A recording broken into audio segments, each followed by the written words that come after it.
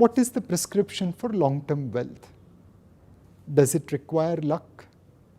Does it require high intelligence? Or is it possible for a common man to become wealthy? I think these are the 3 mantras for becoming wealthy. 1. Regular investment. हम अपनी physical health के लिए doctor के पास जाते हैं, expert के पास जाते हैं. डॉक्टर हमें मेडिसिन प्रिस्क्राइब करता है. नॉर्मली 3 दिन की मेडिसिन देगा और कहेगा सुबह लेना, दोपहर को लेना, रात को लेना. अब ऐसा एक भी माइका लाल नहीं निकलता जो ये 3 दिन की सारी मेडिसिन एक झटके में ले ले ताकि जल्दी से ठीक हो जाए. हम में से कई लोग को ऐसी बीमारियां हैं जिसके लिए हर रोज़ मेडिसिन लेनी पड़ती हैं. किसी को ब्लड प्रेशर है, किसी को कोलेस्ट्रॉल है, किसी को डायबिटीज़ है. ये सारी बीमारी के लिए आपको रेगुलर मेडिसिन लेनी पड़ती है, प्रतिदिन मेडिसिन लेनी पड़ती है. आपने कभी ऐसा किया है कि सारे साल की मेडिसिन एक साथ ले ले ताकि जल्दी ठीक हो जाए? वहाँ पे हम डॉक्टर की सलाह के अनुसार अपनी फिजिकल हेल्थ के लिए रेगुलरली मेडिसिन लेते हैं. आपको अपनी फाइनेंशियल हेल्थ के लिए बिल्कुल यही करना है. रेगुलर इन्वेस्टमेंट करते रहिए, छोटी छोटी किस्तों में ही सही, बट रेगुलर इन्वेस्टमेंट करते रहिए. इसे म्यूचुअल फंड की परिभाषा में हम लोग सिस्टमेटिक इन्वेस्टमेंट प्लान कहते हैं. एंड SIP के भी अलग अलग तरीके हैं. एक सिंपल SIP है कि हर महीने कुछ पैसा हम मार्केट में लगा दें, म्यूचुअल फंड में लगा दें. उस SIP के अलग तरीके हैं, ग्रोइंग SIP, टारगेट SIP और smart SIP.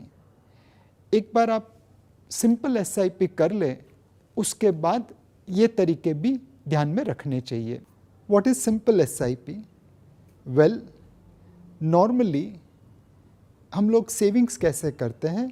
Income minus expenses, जो बच गया वो सेविंग्स. बट वो गलत है. नॉर्मली आपको सेविंग्स कैसे करनी चाहिए? Income minus targeted savings equal to expenses.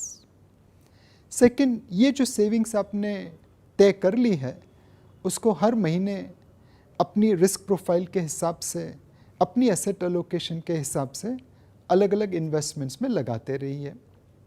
Normally equity के लिए हम SIP प्रिस्क्राइब करते हैं, जो हर महीने आप छोटा मोटा पैसा इक्विटी म्यूचुअल फंड में या इक्विटी मार्केट में लगाते रहें.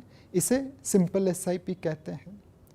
जो स्मार्ट SIP है उसमें हम ये कोशिश करते हैं कि जब मार्केट सस्ती हो तो कुछ ज़्यादा पैसा लगा दें और मार्केट जब महंगी हो तो कुछ कम पैसा लगा दें.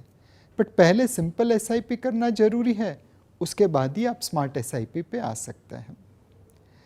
ग्रोइंग SIP क्या है? वेल, जैसे जैसे आपकी उम्र बढ़ेगी वैसे वैसे आपकी इनकम भी बढ़ेगी.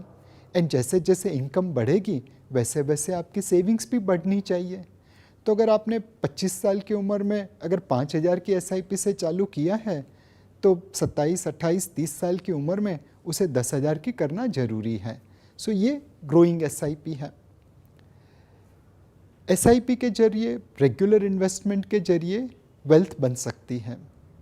गुजराती में एक कहावत है, टीपे टीपे सरोवर भराई, बूंद बूंद से हौज बनता है. सेम वे SIP के small small but regular investment से आपकी वेल्थ बनती है. अब अगर आप अपनी फिज़िकल हेल्थ के लिए देखिए तो हम लोग एक एसेट एलोकेशन करते हैं. अपने नॉर्मल के खाने में कुछ सलाद होता है, कुछ दाल रोटी चावल सब्जी होती है और कुछ डेजर्ट होता है. हमारे गुजराती में कई लोग डेजर्ट को ही मेन खाना बना लेते हैं, बट उनकी बात नहीं करते हैं. अब जब आप एक बैलेंस्ड डाइट खाते हैं, एक थाली खाते हैं, तो आपकी फ़िज़िकल हेल्थ बनी रहती है. आप सिर्फ डेजर्ट को ही पकवान बना लें और खाते रहें तो आपको डायबिटीज़ हो जाएगा, आपकी सेहत बिगड़ जाएगी. आप सिर्फ सलाद ही खाते रहे तो आप तंदुरुस्त तो रहेंगे बट टेस्ट नहीं मिलेगा. एंड इसीलिए एक बैलेंस बना देते हैं सूप, सलाद, मेन कोर्स से डेजर्ट का, कि आपको टेस्ट भी मिले और आपकी हेल्थ भी बनी रहे। यही चीज़ आपको फाइनेंशियल हेल्थ के लिए करनी है। आपके पोर्टफोलियो में अपनी रिस्क प्रोफाइल के हिसाब से कुछ पैसा डेट में लगाए, कुछ इक्विटी में लगाए, कुछ रियल एस्टेट में लगाए, कुछ कमोडिटी में लगाए, और वो कॉम्बिनेशन आपको टेस्ट भी देगा और आपको हेल्थ भी देगा। ये असेट एलोकेशन को अगर आप रैशनली समझना चाहते हैं तो this is one slide. Normally market अपनी फेयर वैल्यू के ऊपर चला जाए तो उसे एक्सपेंसिव कहते हैं, और फेयर वैल्यू के नीचे चला जाए तो सस्ता कहते हैं। Market becomes expensive normally in a तेजी की market, in a bullish market. Market becomes cheap in a bearish market. Now जब आप फेयर वैल्यू वाली मार्केट में है और प्राइसेस ऊपर चली जाती है, वैल्यूएशन महंगा होता है, तो आपको प्रॉफिट बुक करना चाहिए। बट कई बार ऐसा होता है कि आपने थोड़ा सा प्रॉफिट बुक किया, बट मार्केट तो सर पर और आगे जा रहा है। तो ऐसे समय में आपको और बेचना चाहिए और प्रॉफिट बुक करना चाहिए।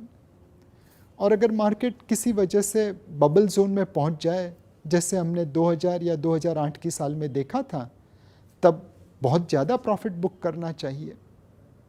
Effectively in A expensive market you should B booking your profit. On the other hand ऐसा भी हो सकता है कि आपने फेयर वैल्यू के आसपास मार्केट खरीदा और वो नीचे आ गया, आपके पोर्टफोलियो में लॉस हो गई, but then you should be buying more. And it is also possible that even after buying more, prices can go further down, then you have to buy even more. And it is also possible that आपने बहुत खरीद लिया, उसके बाद भी कभी 9/11 जैसी event हो गई तो मार्केट और नीचे गिरेगा, बहुत सस्ता हो जाएगा। This is the time to buy even more. So you have to buy when market is cheap, you have to book profit when market is expensive. And the best way to do that is through asset allocation. The discipline of asset allocation on a regular frequency will help you book profit when markets are expensive and will help you buy into the market when markets are cheaper. The third thing which is required apart from regular investment and asset allocation is long-term investment. If you look at mango tree, it takes about 12 years to get good mango. Now mango tree वो तो भगवान की then है। कभी मंदिर में जाके किसी ने ये कंप्लेन की भगवान से कि आप मैंगो के लिए 12 साल क्यों तड़पाते हो, इतना अच्छा फ्रूट है, फल का राजा है, 1 साल में ही दे दीजिए ना। वहाँ पे तो कोई भगवान से कंप्लेन नहीं करता, जबकि भगवान के हाथ में तो पॉसिबल है कि शायद वो मैंगो को 1 दिन में भी बना दे। तो फिर आप इक्विटी फंड मैनेजर से कैसे उम्मीद कर सकते हैं कि वो इंस्टेंट रिटर्न दे दे, इंस्टेंट ग्रेटिफिकेशन कर दे। इनफैक्ट स्टॉक मार्केट में हमने यही देखा है कि जब आप लॉन्ग टर्म के लिए निवेश करते हैं, आपकी प्रोबेबिलिटीज़ पैसा बनाने की बहुत ज़्यादा बढ़ जाती हैं। मैं सेंसेक्स के बारे में ये बात कहना चाहता हूँ। इसने तकरीबन जनवरी 1991 से जुलाई 2018 तक 14.38% रिटर्न दिया है। इस समय काल में there were 21 days where Sensex has hit 6, that means it has delivered more than 6% return in a single day. There were also 90 days when Sensex has hit a 4, that means it has delivered between 4% to 6% return. Now if you had invested in the Sensex for all this period from Jan 91 to July 2018, but missed 58 days when Sensex hit 4 and 6, your entire return for this more than 6,600 days would have become 0. It is important to put time in the market rather than trying to time the market.